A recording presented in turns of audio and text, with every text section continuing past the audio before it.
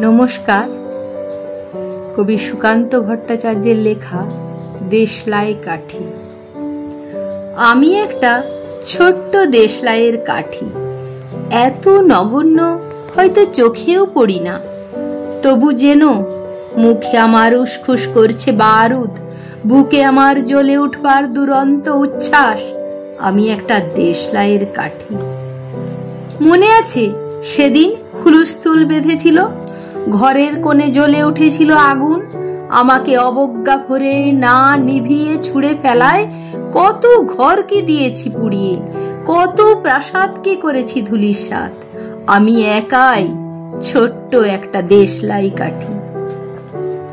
এমনি বহু নগর, বহু রাজ্যকে দিতে পারি ছারখার করে, তবু অবজ্ঞা করবে আমাদের।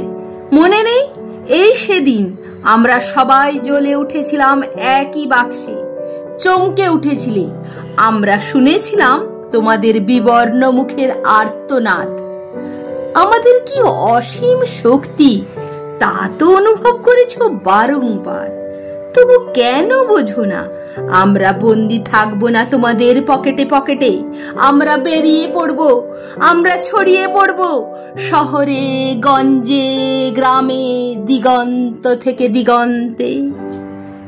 আমরা বারবার জ্বলি নিতান্ত অবহেলায়, তা তো তোমরা জানোই, কিন্তু তোমরা তো জানো না কবে আমরা জ্বলে উঠবো সবাই শেষবারের মতো। নমস্কার।